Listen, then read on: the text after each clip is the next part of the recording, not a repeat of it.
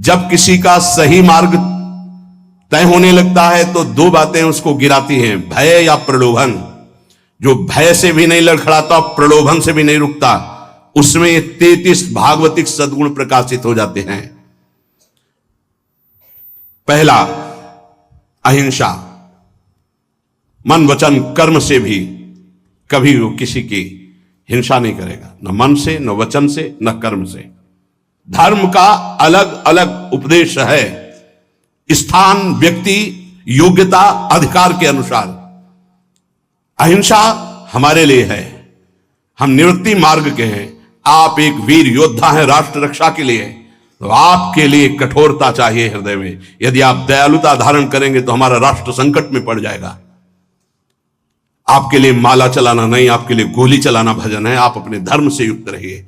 अर्जुन जी कह रहे मैं संन्यास लेकर भिक्षा मांगकर खा लूंगा, युद्ध नहीं करूंगा। भगवान कह रहे गलत, पर धर्मो भयावहा, स्वधर्म का पालन कर, इस समय नहीं भय को प्राप्त हो जाएगा। ये परमार्थ के पथ पर जो भगवत प्राप्ति के मार्ग में चला है, जिसको भगवान ने ये मार्ग दिया है, उसके लिए पहला सद्गुण अहिंसा। मन से, वचन से, कर्म से किसी की हिंसा नहीं करना। हिंसा और अहिंसा का निर्णय स्थान, अवसर, धर्म की स्थिति के अनुसार दिया जाता है, ना कि सार्वभौम। सार्वभौम अहिंसा का सिद्धांत नहीं चलेगा। हमारे धर्म का नाश करने आ रहा हो, हम अहिंसा व्रत लेकर बैठे, हमारी मर्यादा, हमारे राष्ट्र, हमारे धर्म का नाश करने जा रहा है, तो इस समय हिंसा ही अहिंसा से बढ़कर के भी है, ये समझना होगा। इसलिए बहुत विवेक परमार्थ में चाहिए। जो निवृत्ति परक साधक हैं, उनके हृदय में अहिंसा धर्म का प्रादुर्भाव होता है, और अहिंसा धर्म भी अपना रूप अलग धारण करता है। जैसे वेन राजा ने भगवान के विरुद्ध आचरणों की स्थापना करनी चाहिए, तो संतों ने जो अहिंसा व्रत के परम पुजारी, उन्होंने उसकी हिंसा कर दी, क्योंकि उस समय हिंसा ही सबसे बड़ा धर्म है। और उसके शरीर से फिर मत कर भगवान पृथु को प्रकट किया। ये बड़ा सूक्ष्म विषय, धर्म बड़ा सूक्ष्म विषय है। दूसरा, सत्य। मन से जो सोचा गया, वाणी से वही बोला गया, आचरण में वही किया गया, उसे सत्यवादी कहते हैं। सत्य वचन में जरूर होना चाहिए। तीसरा, आस्तेय, चोरी ना करना, कभी भी किसी की चोरी ना करना, यह भगवान के भक्त में आ जाता है। चौथा, ब्रह्मचर्य।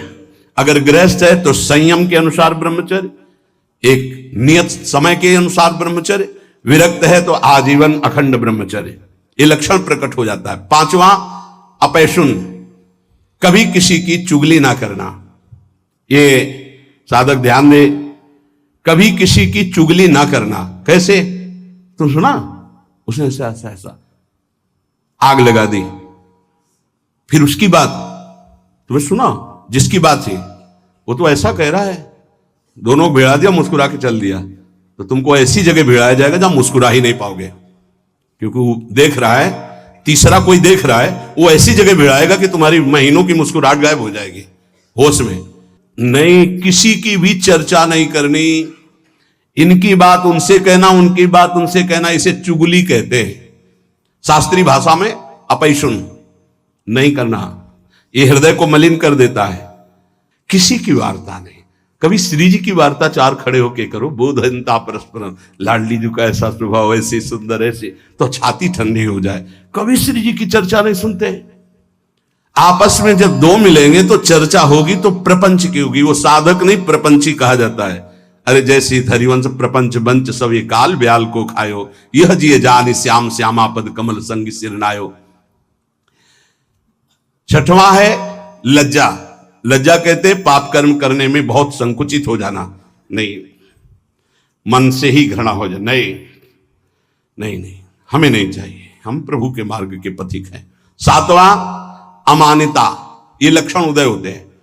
मान की बिल्कुल चाह ना रह जाना, और ये बहुत खतरनाक है, बहुत खतरनाक। सबसे पहला लक्षण है ब्रह्मबोध महापुरुष का, मान रहित होना। निर्मान अमोहा जित संग दोषा। मान, सभी मान प्रद आप अमानी, मान कभी स्वीकार नहीं करना चाहिए। महापुरुषों को देखो, आज भी गुरुदेव भगवान आरती करके सबको पंचांग प्रणाम करते हैं, सबको पंचांग प्रणाम करते हैं। अपने लोग गुरु जी आचार्य चरण सर्वान वस्तुतया निरीक्ष परम स्वाराध्य बुद्धिर मम क्वाहम तुच्छा परम अधमा। आचार्य चरण क्या कह रहे? क्वाहम तुच्छा परम अधमा। सबको प्रणाम कर रहे हैं, गुरुदेव सबको प्रणाम कर रहे हैं, तो हमको शिक्षा लेनी चाहिए। अमानी ना मान देना, सब ही मान प्रद आप अमानी। ये अमानिता, ये 7वां लक्षण उपासक के अंदर जागृत होता है। 8वां पवित्रता, शरीर पवित्र, वस्त्र पवित्र, चिंतन पवित्र, व्यवहार पवित्र। छल कपट से व्यवहार दूषित हो जाता है। अरे बहुत बहुत, अगर आप भगवत मार्ग में, तो कभी ऐसा मत करना, क्योंकि जिससे कर रहे हो और आप उसके बीच में ईश्वर विराजमान है, उसी की आराधना के मार्ग में तो चले हो। पवित्रता, शरीर पवित्र हो और वस्त्र पवित्र हो। ये आपका लोक शंका, मल त्याग आदि बहुत सावधानी से पवित्रता का निर्वाह करोगे तो शरीर राग का नाश हो जाएगा। ध्यान रखना, जितना पवित्र हो कोई, उतने शरीर राग का नाश होगा। ये उल्टा लक्षण है। शरीर को पवित्र रखना, शरीर राग का नाश। शरीर को अपवित्र रखना, अत्यंत ममता आसक्ति शरीर से हो जाएगी। देखो, इसीलिए अत्यंत ममता आसक्ति शरीर से है। 9वां संतोष, जैसी परिस्थिति प्रभु ने दी उसमें राजी रहना। जोई जोई प्यारो करे सोई मोहि भावे। कोई चाह ना रखना, ये संतोष धन है। इसी से सारी कामनाएं नष्ट हो जाती हैं। बिन संतोष न काम न साही, और अछत काम सुख सपन्यों नाही। बिना संतोष के कामनाओं का नाश नहीं होता। तो उपासक के हृदय में संतोष आ जाता है, जैसा प्रभु ने दिया। आज सब्जी भी नहीं है, प्रभु की बड़ी कृपा है, रोटी अकेले पा ली। आज रोटी भी नहीं है, जल से काम चला लिया। किसी संत से किसी ने पूछा कि प्रसाद पाया? तो उनका नहीं, माधुकरी नहीं मिली। फिर क्या पाया? बोले पा लिया है। क्या पाया? बोले भूख को पा लिया है। आज प्रभु की इच्छा है से भूख को पा लिया है। संतोष, काहू सो कछु न चाहोगो, संतोष। 10वां तितिक्षा, महान सहनशील। दूसरे के कट वचन, शरीर की पीड़ा, ऋतुओं का प्रभाव, अंदर की जलन, संतुष्टायन के नवा।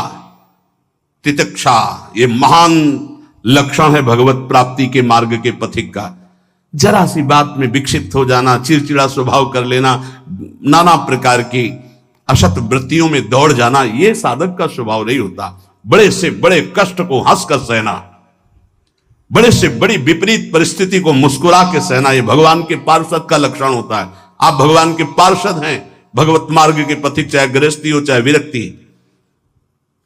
11वां निष्कपटता, संत सरल चित जगत हित जान स्वभाव सने।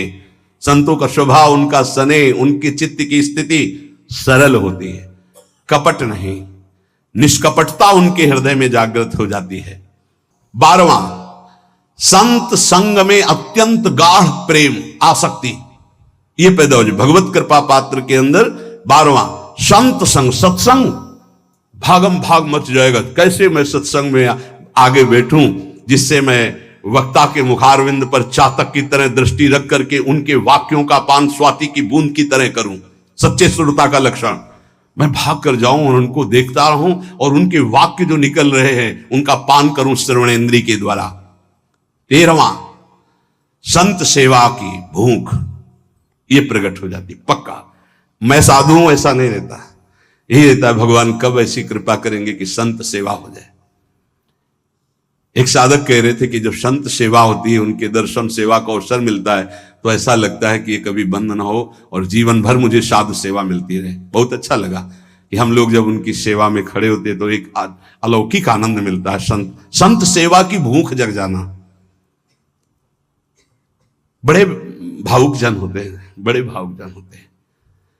इससे बहुत बड़ा प्रभाव पड़ता है, बहुत बड़ा हृदय में प्रभाव पड़ता है। एक संत थे जो कभी सेवा स्वीकार नहीं करते थे, तो बाहर उस समय शौच जाने को होता था, तो जहां वो बाहर शौच जाते थे, तो एक भगत थे, वो कभी शिष्य नहीं बनाते थे संत। तो कैसे सेवा करें? कहीं कुटिया में सेवा को तो अवसर ही नहीं था, तो जब शौच हो जाते तो शौच को गड्ढा खोद करके ऊपर से रथ से पाट देते। तो पहले जिस एरिया में शौच जाते थे तो उनको दिखाई देती थी पड़ी, साफ साफ एकदम ऐसे। महीनों हो गया तो एक दिन छुप करके देखा तो वो कर नजदीक गए, कहा भाई ऐसी ये वृत्ति आप करते हो मुझे पसंद नहीं, आप क्यों करते हो? उनका भगवान मुझे लगा था कि संत सेवा करना चाहिए, आप प्रगट में कोई वही उन्हीं को शिष्य बनाया और अपनी सारी आंतरिक धरोहर उनको सेवा से बहुत, पर सेवा ऐसी छुप कर या कोई जान ना पावे या उसको जलाने की चेष्टा ना हो, उससे मान सम्मान प्रियता प्राप्त करने की इच्छा ना हो, यह सेवा का भाव बड़ी कृपा से प्राप्त होता है। संदीपनी जी अपने गुरु जी की सेवा के प्रताप से ही जगत गुरु भगवान श्री कृष्ण के गुरु बनने का पद प्राप्त किया। सेवा में बड़ी सामर्थ्य है। स्वयं रघुनाथ जी गुरु सेवा संत सेवा के इतने इच्छुक कि विश्वामित्र जी की आज्ञा में रहे, उनके साथ साथ रहे, उनके चरण दबाए, उनके जिनकी आज्ञा का पालन समस्त वैदिक ब्रह्म ऋषि सिद्धांत पूर्वक करते हैं, वो प्रभु आज्ञा पालन कर रहे हैं विश्वामित्र जी की, हर कदम पर आज्ञा लेकर जा रहे हैं। 14वां तप। तप कहते हैं मन में आए हुए विकारों को सह जाना, उसके अनुसार भोग क्रिया न करना, वो जो ताप होता है उसे सह जाना तप कहते हैं। अपने परमार्थ मार्ग में चलने में जो कष्ट मिलता है उसको हंस के सह जाना, उसे तप कहते हैं। जैसे किसी को भी नींद ना आती हो तो इस समय आराम से आ जाएगी घर में आराम से, लेकिन आप नींद का त्याग करके तो प्रणाम करते हैं, कहते हैं कलयुग चल रहा है, प्रणाम करते हैं। 10-10, 20-20 हजार लोग मार्ग में, अगर हम वहां से 2:15 बजे निकलते हैं तो वो कै बजे से लगे होंगे, कै बजे खड़े रहे होंगे, कहां से आए होंगे, और किसी के चेहरे में कोई निराशा नहीं, नाचते हुए उत्साहित होते। मुझे तो सतयुग दिखाई दे रहा है, सब राधा राधा राधा राधा राधा। कहां उनकी नींद है, कहां उनकी सुविधाएं? छोटे छोटे गोद में बच्चे लिए धक्का खाते हुए खड़े हुए, बलियारी उनको प्रणाम है। क्या देखने के लिए खड़े हैं? क्या मिल जाता है उनको? ना एक चाय मिलती, ना एक लड्डू मिलता है, ना उनको ऐसे ऐसे भी तो नहीं होता कि, और ऐसे है भी क्या? आया क्या कुछ तुम्हारे पास है? ऐसे कुछ आया क्या? कुछ नहीं, कुछ नहीं, नहीं तो हम कर तो रहे नहीं, लोग ऐसे नहीं। अगर कुछ आया हो तो बताओ, कुछ नहीं आया। राधा राधा राधा आया, बोलो या ना बोलो, राधा राधा राधा कान में आया, श्रवण में सुना, तुम्हारा मंगल हो गया। कैसे भगवान की कृपा पात्र जन हैं। अपने तो संत नहीं है, संतों की चरण धूलि के आश्रित हैं। वो केवल संत दर्शन मात्र के लिए दूर दूर से गाड़ियों से आकर के रोड में खड़े।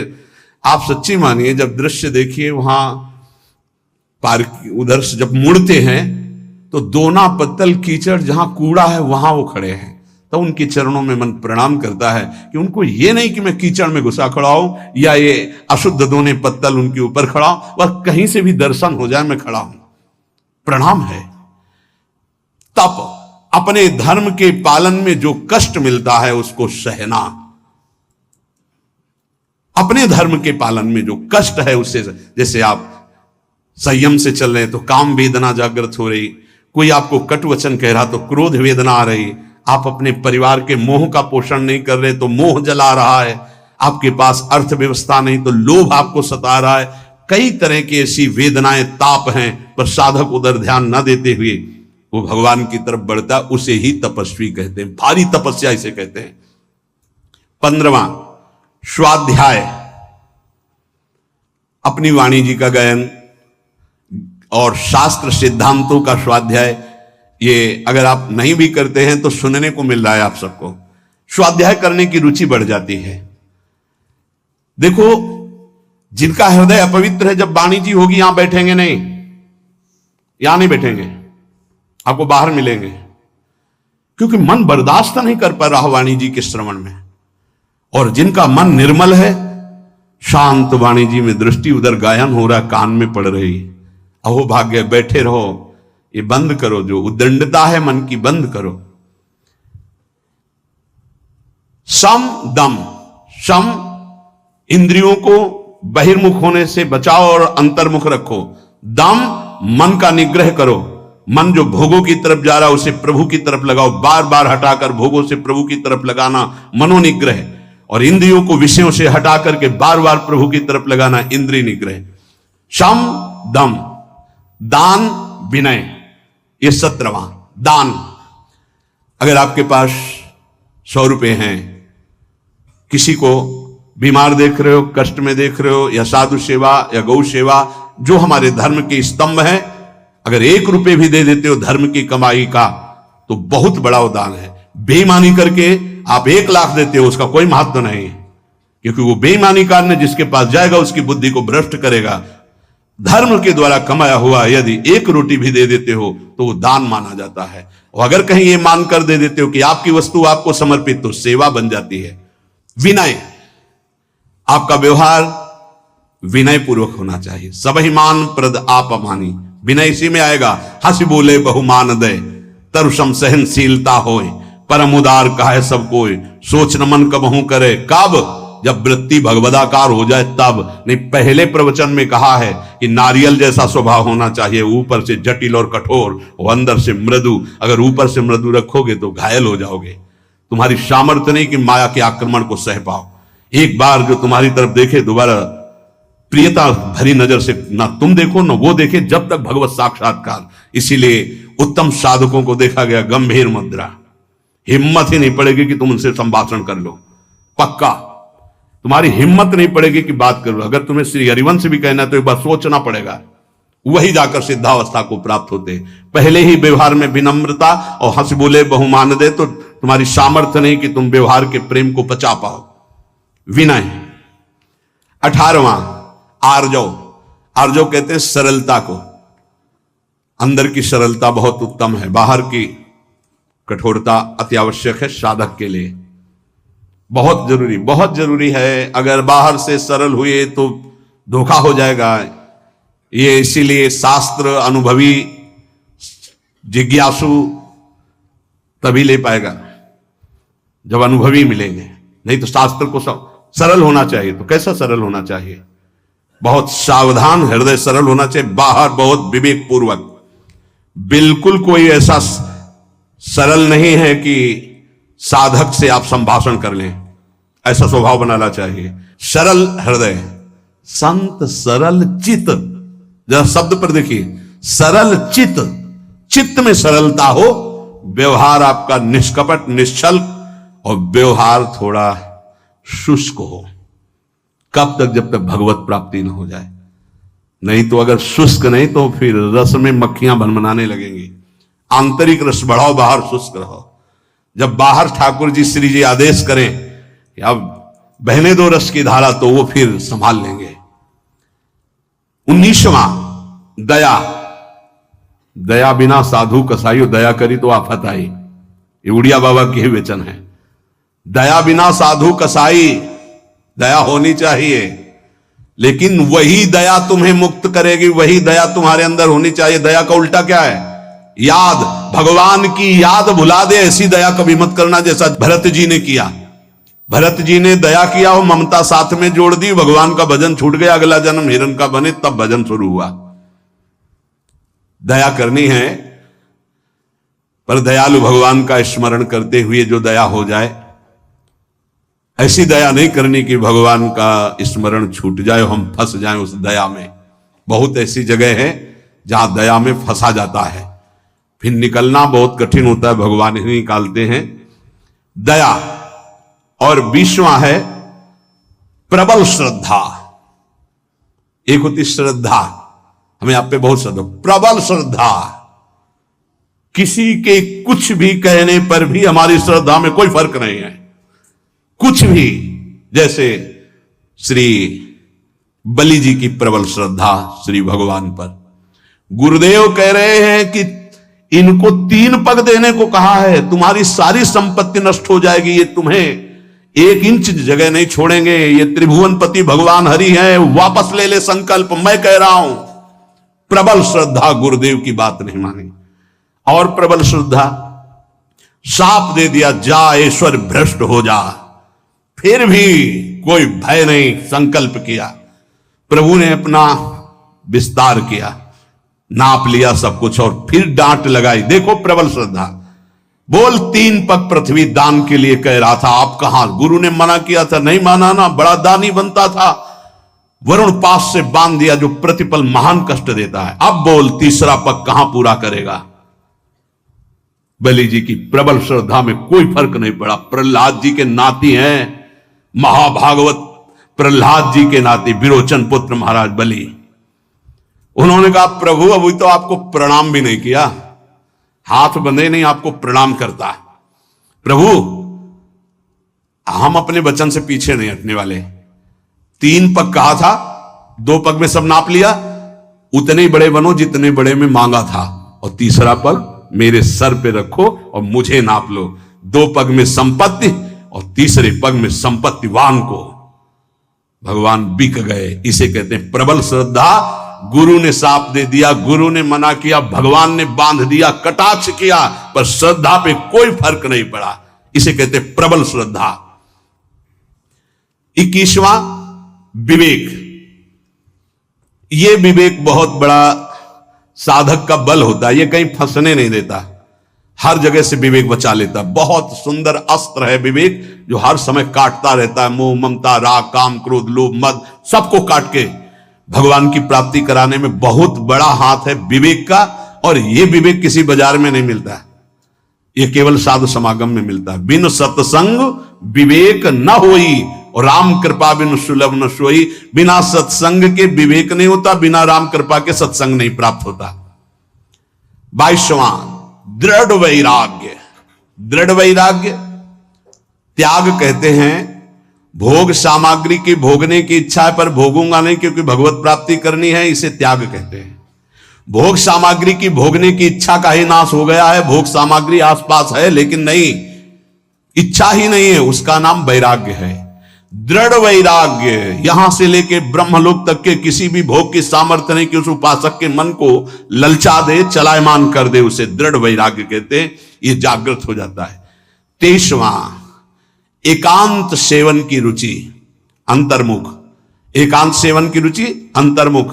बाहर के लिए कमरे की बात नहीं है, यहां कमरे में भी बैठकर आप एकांत नहीं रहेंगे यदि अंतर्मुख नहीं है।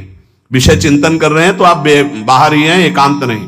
एकांत अपने इष्ट के चिंतन में निरंतर लगे रहना। 24वां किसी भी तरह का कोई भी परिग्रह न रखना अपने लिए, कोई भी परिग्रह अपने लिए नहीं रखना। जिसने आज दिया है वही कल देगा। जो पूरे विश्व का भरण पोषण करता है वो इस शरीर का भी भरण पोषण करेगा। चिंता क्या करनी है? हम अपने कर्तव्य का पालन करते हैं, चिंता नहीं। हम प्रभु की आज्ञा में अपने जीवन को समर्पित करते हैं, भोगों की संग्रह में नहीं। अपरिग्रह, अपरिग्रह 2 प्रकार का होता है, एक बाहर से लिया हुआ दान और एक अंदर चिंतन। ना हमें भोगों के, अगर आज जो है ये खाने को मिल जाता, अगर ऐसा वस्त्र मिल जाता, ऐसा ऐसा, ना अंदर से चिंतन और बाहर से प्राप्त होने पर जितना हमारे शरीर का भरण पोषण, इसके अलावा नहीं है, हमें नहीं चाहिए। अगर वो उस पर महत्व बुद्धि है तो परिग्रह, परिग्रह है तो भगवान के अनुराग में बाधक है। अपरिग्रह बाहर और आंतरिक दोनों जगह से आशा शून्य हो जाना। आशा ही परमम दुखम, नैराश्यम परमम सुखम, अपरिग्रही का लक्षण है। बिना आशा के जो भोग प्राप्त हुआ है उसमें भी पहले विवेक के द्वारा देखना है कि धर्मयुक्त है कि नहीं, फिर विवेक के द्वारा निर्णय करना है साधना में सहयोगी है कि नहीं, फिर कितनी आवश्यकता है उतना उपभोग करना। 25वां समाधान। कई बार कहा है सत्संग में कि साध्य और साधन के विषय में साधक का समाधान हो जाना चाहिए। आपको पता है आपका साधन क्या है, आपको पता है आपके साध्य कौन है, बस साध्य निश्चित किए, श्यामा श्याम। साधन उनके गुरुदेव के द्वारा जो दिया हुआ उपासना का मार्ग है, बस उसी पर। अब साध्य साधन के विषय में कोई प्रश्न नहीं, कोई संशय नहीं। चित्त का भगवदाकार हो जाना, अपने आराध्य देव में समर्पित हो जाना ही वास्तविक समाधान कहा जाता है। अब इस इष्ट के विषय में या साधन के विषय में कोई शंका नहीं, उसे समाधान कहते हैं। 26वां उपरति, वैराग्य के ऊपर का हिस्सा है। वैराग्य में तो भोग सामग्री है पर भोगने की इच्छा नहीं है। उपरति में भोग सामग्री है ऐसा बोध भी नहीं रहता। एकमात्र केवल परमात्मा बुद्धि, ये उपरति जागृत हो जाती है। 27वां भगवत तेज, जिससे सब भयभीत रहते हैं, उसे भगवत तेज कहते हैं। कोई भी त्रुटि गलती करोगे, कोई भी धर्म विरुद्ध आचरण करोगे, तुम्हारा मन सामने आने के लिए नहीं कह पाएगा। तुम कटोगे, सामने नहीं आओगे। तुम्हारा अगर ज्यादा अपराध बन गया तो निंदा करने लगोगे, द्वेष करने लगोगे गुरुजनों से, क्योंकि तुम्हारे नाश का कारण बनेगा। भागवतिक तेज, जैसे श्री कपिल जी महाराज से सगर के जो 60,000 पुत्र थे, वहां आश्रम में घोड़ा बंधा हुआ था, उनको तो पता ही नहीं था, ध्यान में थे, किसी ने बांध दिया। उनको लगा कि इन्होंने तो उपद्रव मचा दिया, तो केवल देखा था, सोचा नहीं था।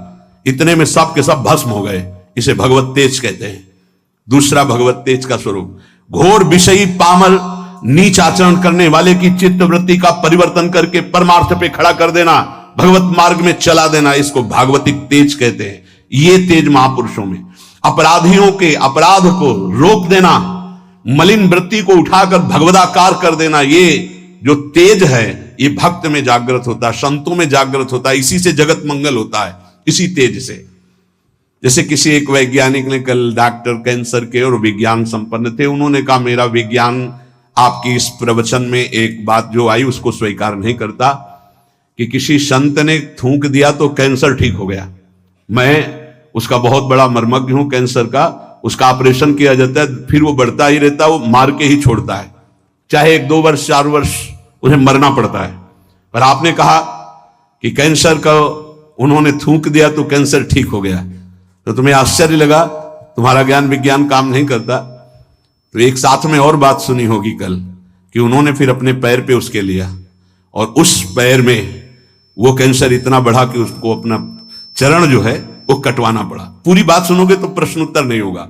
अब तुम्हारे अंदर ये सामर्थ्य नहीं कि तुम दूसरे के प्रारब्ध को ट्रांसफर कर लो अपने ऊपर, लेकिन उन महापुरुषों में सामर्थ्य है। इसे भगवत तेज कहते हैं। तुम विज्ञान पढ़ लिख कर बुद्धि की धरा से प्राकृतिक वस्तु के केवल जानकार हो सकते हो, लेकिन जिसने बुद्धि सच्चिदानंद में लगा दी है, वो अप्राकृत दिव्य चिदानंद भाव को तुम प्राकृतिक बुद्धि से कैसे तोल सकते हो? तुमको क्या पता? अगर हम ये घटना बता दी तो तुम्हें समझ में आ रहा नहीं, हजारों के दोषों और पापों को स्वयं संत लेकर कुछ संकल्प से, कुछ भजन से, कुछ भोग कर नष्ट करते हैं, कर रहे थे और करते रहेंगे। तुम्हें क्या पता है इसको? तुम्हें पता है जो भगवान के भजन में लगे हुए हैं उनके प्रारब्ध की धज्जियां तो भजन से उड़ जाती हैं।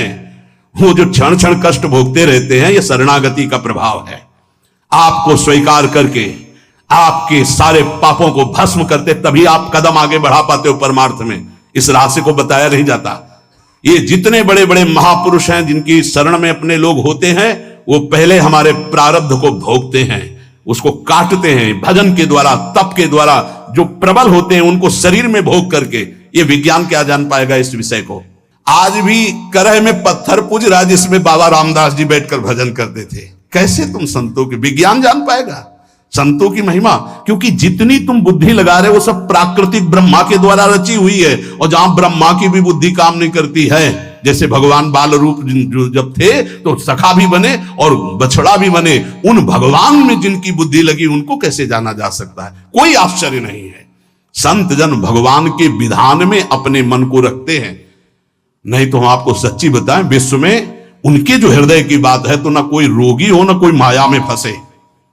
भाई जी हनुमान प्रसाद पोद्दार जी से कहा आप भगवत साक्षात्कार करा सकते हैं, उनका पक्का, लेकिन प्रभु का ऐसा विधान नहीं। हम सच्ची कहते हैं, किसी से नहीं कहते कि भजन करो, हम सबको राधा कृष्ण के दर्शन करा देते हैं, पर मालिक का विधान नहीं है।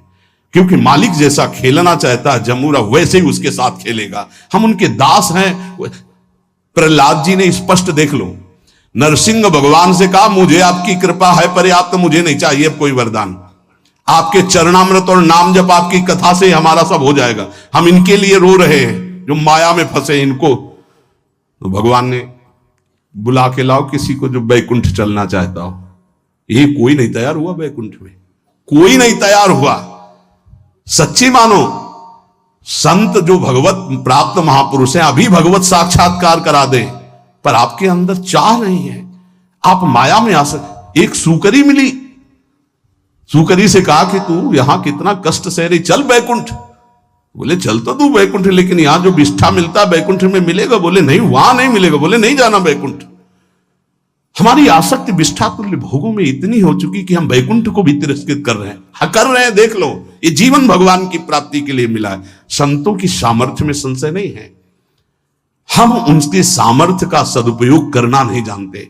अगर करुणा में संतों की आज्ञा पे केवल चल दो तो परम पद प्राप्त हो जाए, प्रिया प्रीतम प्राप्त हो जाए, ये उनमें तेज जागृत होता है। 28वां क्षमा, बड़े से बड़े अपराधी को क्षमा कर देना, ये संत स्वभाव में। 29वां महान धैर्यशाली।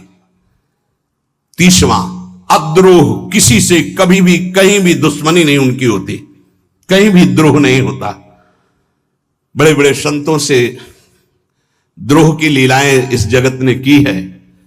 वो अपने आप को कष्ट लेकर के सह गए, लेकिन किसी को कष्ट नहीं दिया।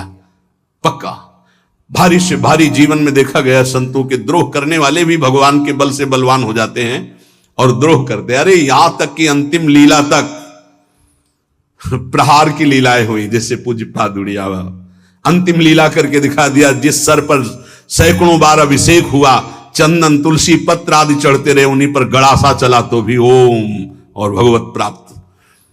अद्रोह। और 31वां अभय, भक्त में कभी भय नहीं रहता। जब तक पापाचरण करोगे तब तक निर्भय नहीं हो सकते, कोई भी हो, कहीं भी हो, कैसा भी हो।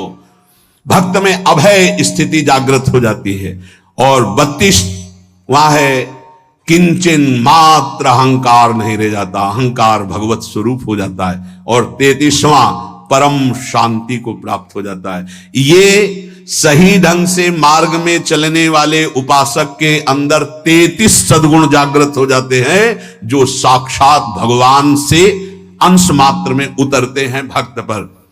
अहिंसा, सत्य, अस्तेय, ब्रह्मचर्य, अपैशुन, लज्जा, अमानिता, शौच, संतोष, तितिक्षा, निष्कपटता, सत्संग, साधु प्रेम, साधु सेवा और तपस्या, स्वाध्याय, सम, दम, विनय, आर्जव, दया, श्रद्धा, विवेक, वैराग्य, एकांत सेवन, अपरिग्रह, समाधान, उपरति, तेज, क्षमा, धैर्य, अद्रोह, अभय, निरहंकारता और शांति, ये सद्गुण जो भगवान में विराजते हैं वो अंश रूप से भक्त में आ जाते हैं।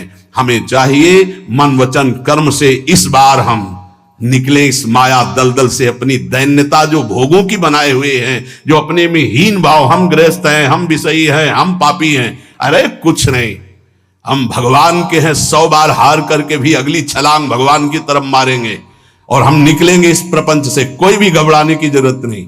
गलतियां सबसे होती जो इस भूमि में पैदा होता है। भूमि परत भा ढाबर पानी, तिम जीवन माया लपटानी।